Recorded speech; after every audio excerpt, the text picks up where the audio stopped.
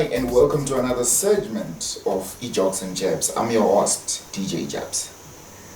Lingabe linjani emakhaya ulitreat njani December njani ama holidays. Right, in a lapse side is sharp. So guys, today I've got a brother. He is angazi ukuthi ngimbize ngithini, but he's one guy. Yasazi isiphala. Ngesindebele kulento okuthiwa isiphala. A granary where you can go uyegcina amabele or uyethatha khona. You have so much knowledge, my bro. So much. I admire you a lot. His name is Mthokozisi Mabhena. He's an author. Works with musicians. He works with like almost everybody. He's somebody to look out for in the Bulawayo creative sector. Mtho, welcome to the show, bro. Thank you very much, Jabz. Right. Thank you for your generous introduction. So, in my head, I don't think of myself as an author per se. I think of myself as a dreamer. A dreamer who writes or write out dreams. Yeah. Or I took that from Nicky Giovanni. So, but in essence, I'm someone who tries to turn lead into gold. So I'm an alchemist in the art. I try to see some potential talent and then try to turn it into gold. Sometimes alchemy fails, but well, we try. Yeah, I mean, I've seen you do it, and I can say, you're good at what you do, bro. Thank you very much. Okuhle kumele sikubuke sunika ama-flowers usaselathe emhlabeni yabona. But I'm curious, lababukeli ba curious ukuthi who is Mthokozisi? Where is Mthokozisi from? Where are you born? Where ukhulele ngaphi? All right. Thank you very much for that. So the reason why I'm here at this particular juncture in my life is because of my history. And so in terms of history, I grew up in rural areas in Susumana in Cholocho. Okay. I went to Mazvisa Primary School. That's where I had my thought-forming period of life. And then from then on, I lived with relatives here and there in different households. So two things that emerged from then: losing parents at a young age and forcing you to look at poverty head on and live in other people's houses, because I never had a home when I was growing up. I always went to other people's houses. So you'll be the extra in the other houses. So what makes you then, it makes you feel different. So when you feel different, you start thinking a lot about things. Oh, so you start noticing human behavior, start noticing human speech. And then the fact that you notice it, it makes you improve your own speech, your own behavior. Because in that way, you're like, so also you're trying too hard. So if you look at every person in their own household, they don't have to perform, goodness, or they don't have to perform good behavior in order for them to be accepted.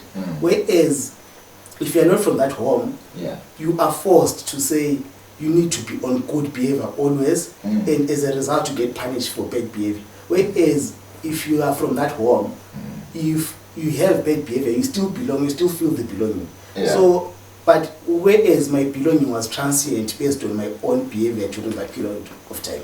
So that made me start thinking about things in a deeper way, and also I became someone who always stayed indoors at home. The reason why is I tried by all means not to have bad behavior, because I wanted a roof over my head, I wanted love, I wanted those kind of things. But in reality, you feel like you are not here, you don't belong. Now you are behaving in a way that only helps you to keep your accommodation, not necessarily how you'd want to be in life. Okay. So you know, in prison, you get out because of good behavior. But in this case, you are accepted and get a roof over your head because of good behavior. Exactly, yes. So even like minor things, for example, there are things that you find out as you're growing up and as a child, they are minor, right? But because you don't belong there, it becomes a mountain out of a molehill. Like, in my head, as an adult now, I've sung like cabs a lot. I've like my own place that I bought. In my head, it has never registered as a big thing. It's just like, it's just a cup, I'll just get another one and I get to town. Yes. But when you're young, and you like even if the cup is literally 5 rand, right? But the way they react to you, it instills that fear of authority, fear of people. So that will make you become more introspective. Now you start seeing everything. Now you question every move. Yes, now you question every move. Am I doing this right? Am I not doing this right? Yeah. Okay. So that's my background in general. So, ufunde emakhaya primary, even secondary you did it there? No, in secondary I came to Bulawayo and I studied at Mandwandwe High School. I did my whole 6 years O-level and A-level there. And then I went to Lupane State University to do my undergraduate degree. Okay. Yes, that's where I studied entrepreneurship. That has led me to study the business of art. Okay. Interesting. I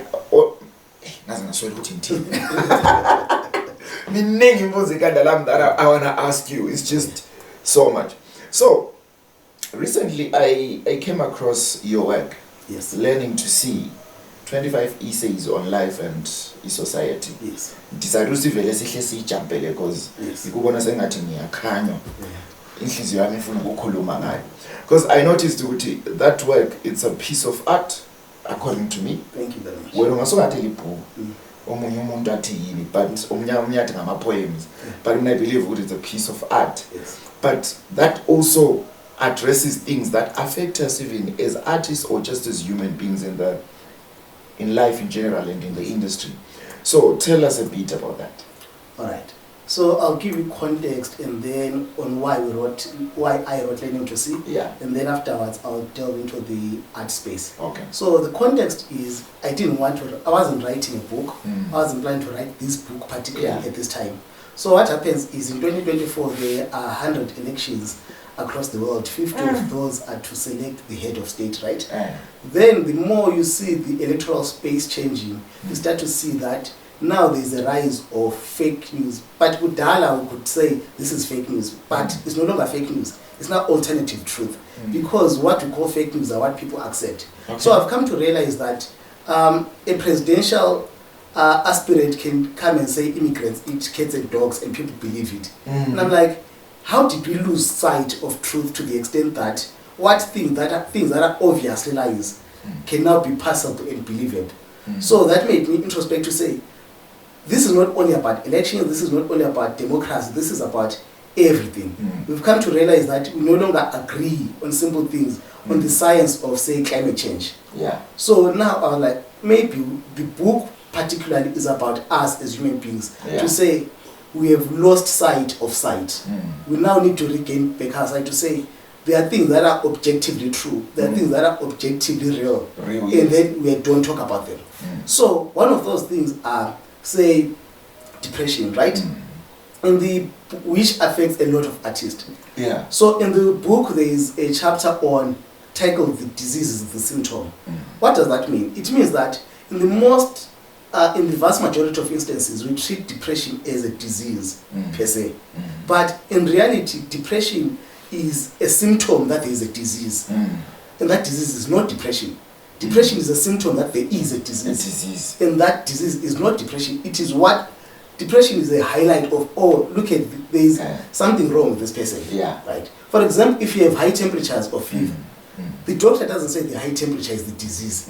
It's the underlying condition is the disease, but yet we treat depression as what? As the disease. So, case in point towards artists, right? You realize that you are in an industry that is marginalized, that works on ethnic origins and where you come from, which language you speak, and things like that. And then corporate only fund people from particular regions and things like that, right? And yet you start seeing young people introspecting and then sharing that they have depression. And then the result is, let's go for counseling, let's prescribe pills. But you don't change systemic structures that subjugate artists, particularly of this region. You find out, let's say there's a grant, a $2.2 million grant, right? And if you break it down on how much goes to this region compared to other regions, a per capita per artist, you start to realize that we get a minuscule amount of funding. And then artists struggle to make ends meet, and then artists get depression. But what we want to talk about is, let's look for a grant to talk about depression. Talking about depression doesn't help depression. Help. My point exactly. I've at some point I've also spoken with other people in something in Jalong. I'm like, okay, so a certain youngster was depressed. He's depressed. What's depressing him?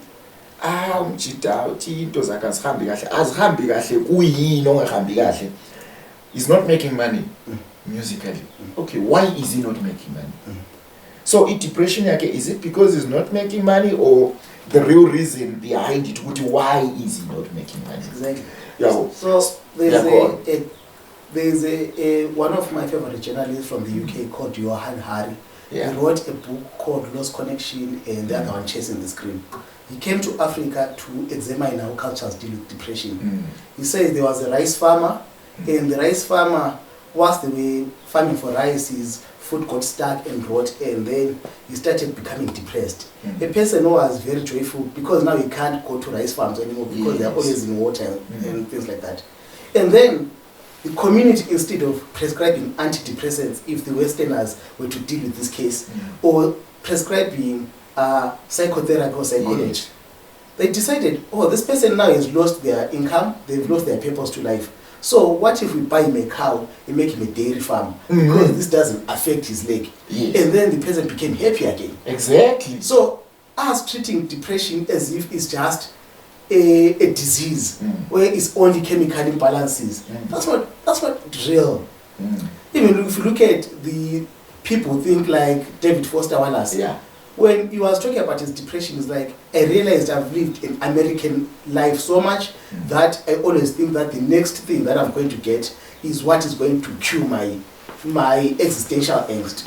But in reality, your existential angst is there because there's something missing fundamentally, which is not necessarily pills or therapy.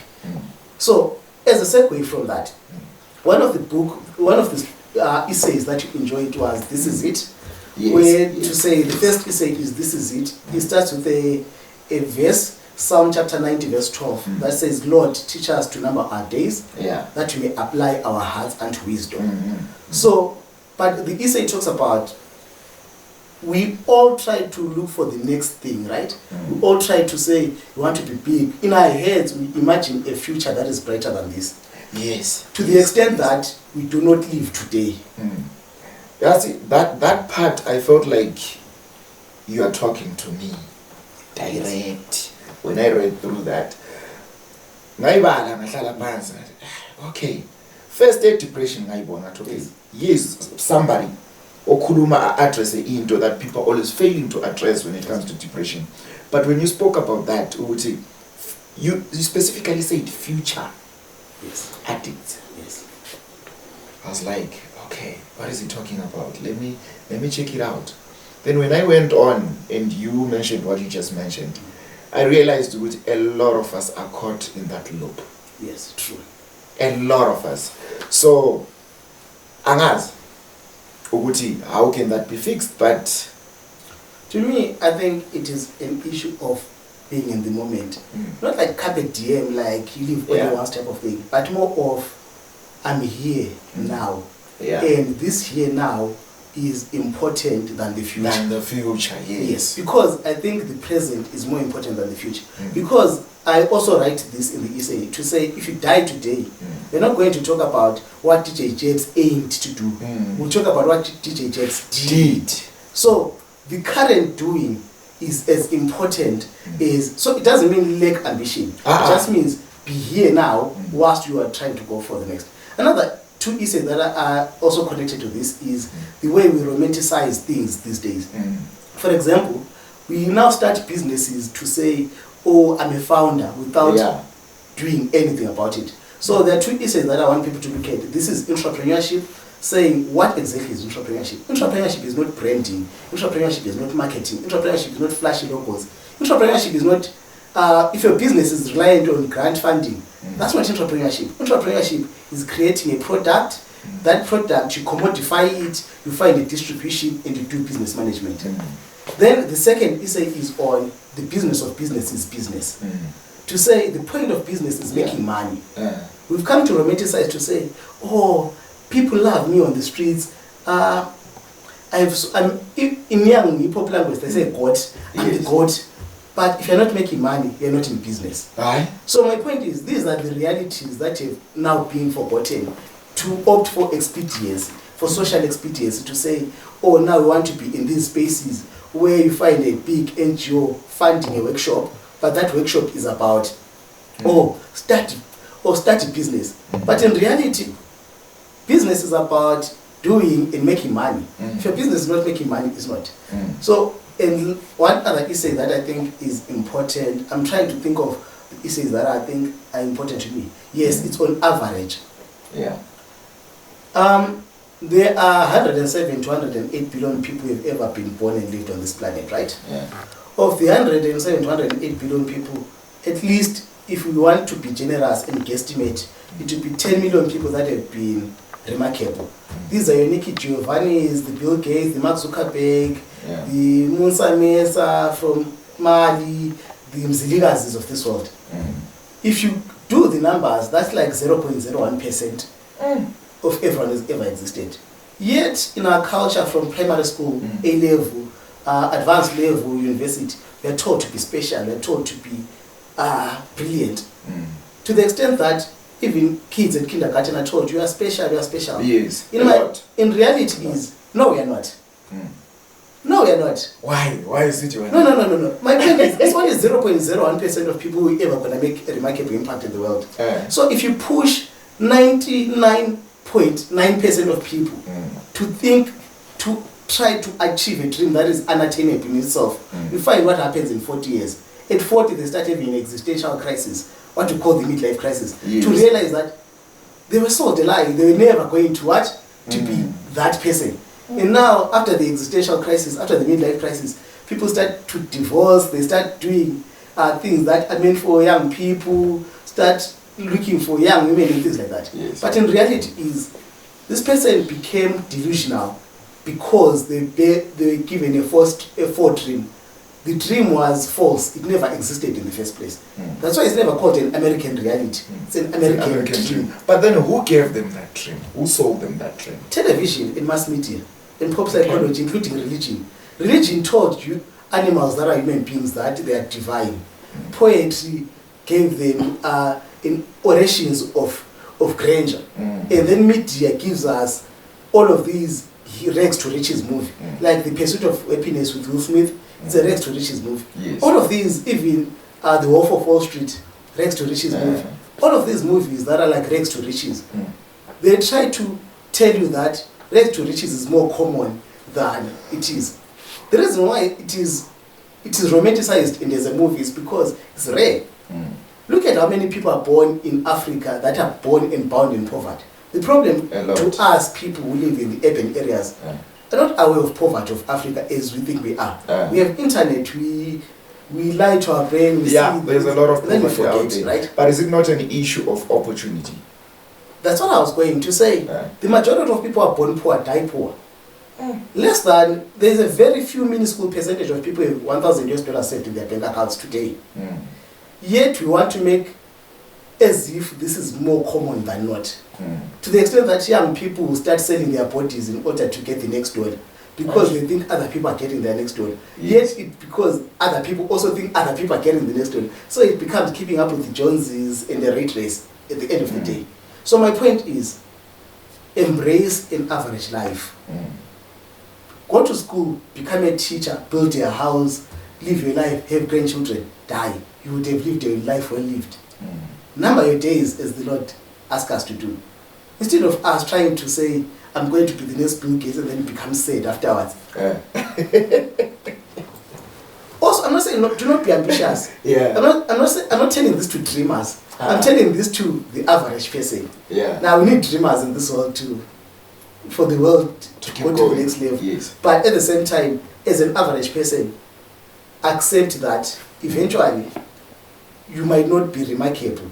Your funeral, people who come to your funeral will be depending on the weather, on the day, and how many people are going to remember you afterwards. Sure, you have grandkids, but your great-grandkids don't remember you. Do you even know your great-grandfather's name? Exactly my point. So, instead of trying this legacy that, let's try to live a life that is grounded in reality. Okay. You talk of something called an opportunity fallacy. Yes. What is that? So in one of the essays, I remember reading George S. Clason's book, The Richest Man in Babylon, and getting like this light bulb moment to say, most of us, when we get a good opportunity, right? Because our brains are wired in a weird way, we start thinking we deserve opportunity, we become entitled, we become fallacical to think that the opportunity will come again. So either we squander the existing opportunity, the opportunity that has been presented to us, or we reject it to say, oh, I'll get a better opportunity. Right? So imagine you are a Grammy nominated or Grammy node, right? Yeah. DJ, right? Having a feature with you is a life-changing moment for someone. But imagine you call someone and say, let's have a feature. Yeah. And then they say, today I'm busy, can we do it tomorrow? Yeah. That's the fallacy of thinking that the opportunity exists tomorrow again. Eish. So to me, I say, if you find an opportunity, take it as it is, because thinking that the opportunity will come again tomorrow, it is false thinking. Because in the vast majority of instances, opportunities only come once. They are far in between.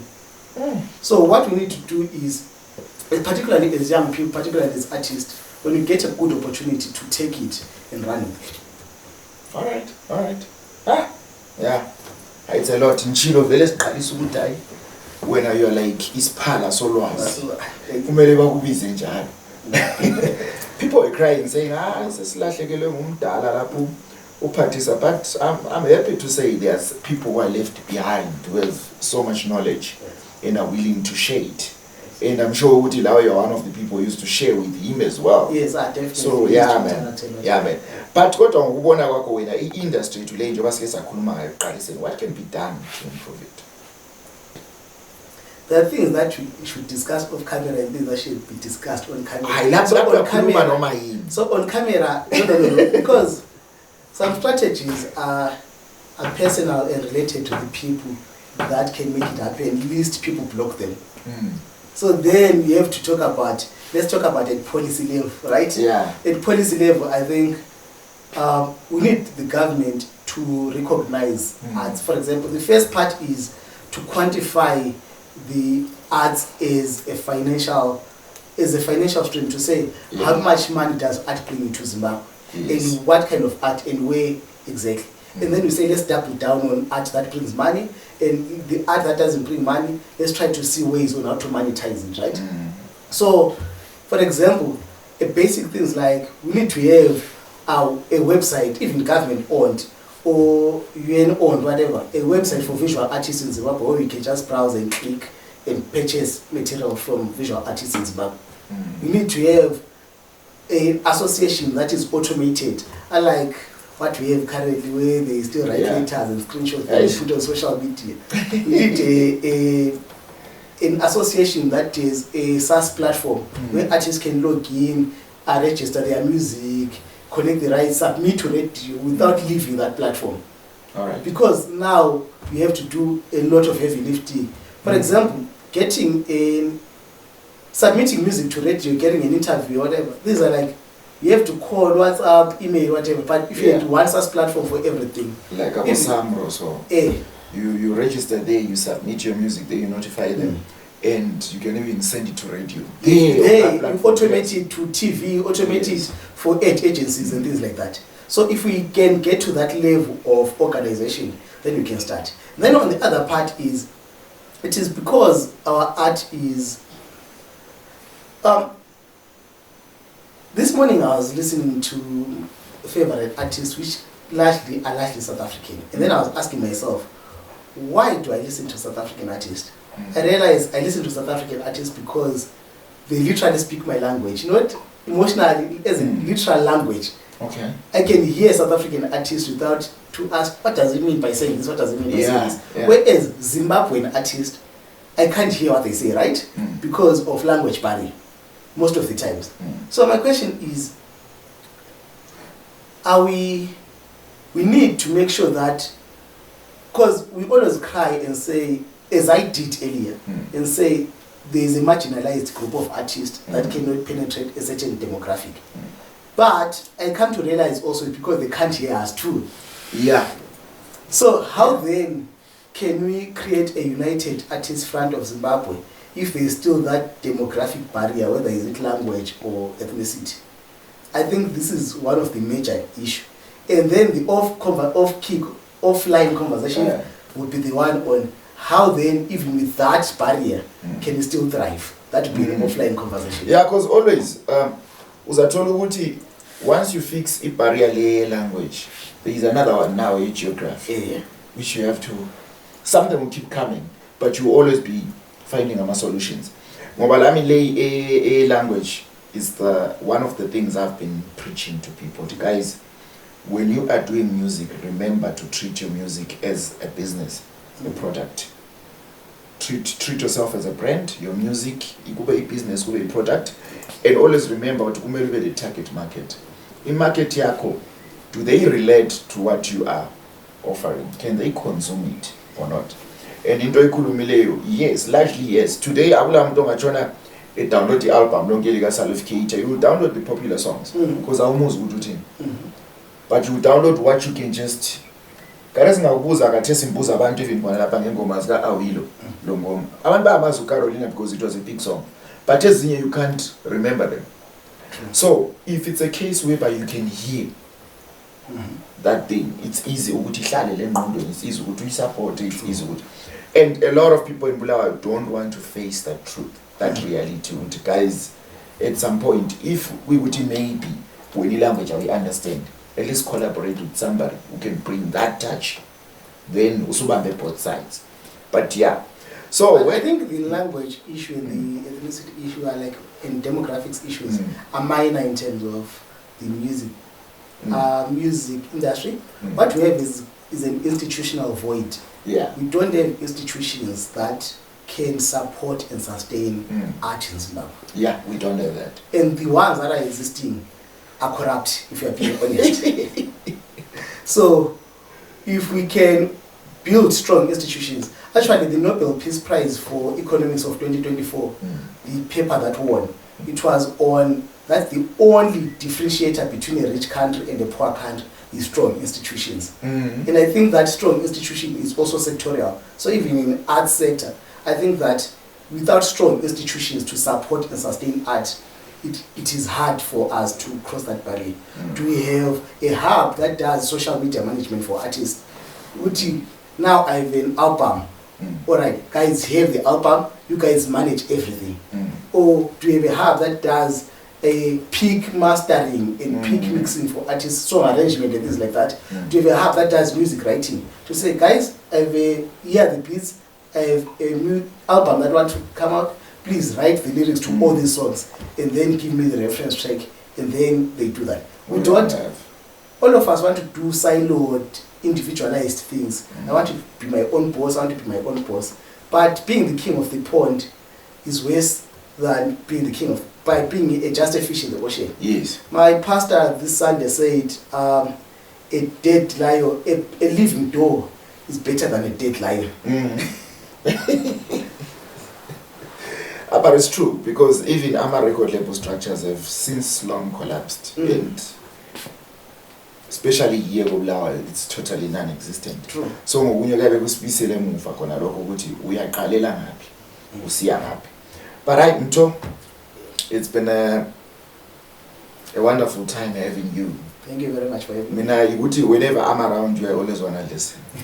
So I become a listener more of than umuntu obalembuzo emningi, because you always have this new thing that I always don't want to hear, but it helps me a lot. Thank you very much. So what word of advice would you give to a youngster out there who wants to publish something like you, and where can people find your book and you as well? In summary, I think there are two essays that are important that you need to read, like a sustainable future for humanity. Yeah. It talks about 4 things: how can we solve our energy, food, water, and population issues that are going to be the next issue in the next 30 years, because there are going to be issues there. And then the last essay is "And Then We Die." I think it is more of a celebration of death than the mourning of it, because I think dying means that you lived, even if it's for a short while, even if it was, you touch lives, and that still is beautiful, even if it ends. Yeah. Without death, I don't think life would be meaningful. No. So I think that one is more of a celebration of death than a mourning of it. So advice to youngsters: I think you need to experience trauma to to be a good writer. I'm joking, but it helps. But advice for youngsters is, I think you need to learn the writing. I think most of the time we want to see the output more than the process. I didn't write 25 essays over 2 weeks. These are works of more than 2 years. So I'll write, send to 5 people, they give me their feedback, I refine, send to 5 people, give me their feedback, and I refine. So the first part is do the work. You either die on the treadmill or you don't get off. Do the work. So where can you find my book? You can find the book on tech.app/learning to see. That's TAKE.APP/learning, as in the word learning, then two as in the number 2 to see. So you find options to buy the ebook and the print version. The ebook is going for $5, the print version is going for $20. And so far, I think we are already at 11 sales so far. I know it's not a lot, but I'm happy. Yeah, that's good. Okay, but it's been a lovely time, Mthokozisi Mabhena. So, what I would advise, you need to look for this guy, ever sit down with him. He's a free spirit. You will always put you on track. I'm always listening because I'm always, that's how I learn. So, from me, your boy, DJ Jabz, listing Sialitanda, site.zw, Jokes and Jabz, every week, Silani, Haslichi, until goes a kulungo industry to la kwasoze slichi. We love you. Thank you. Thank you.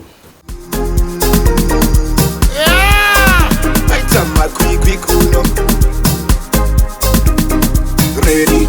Come on, let's go.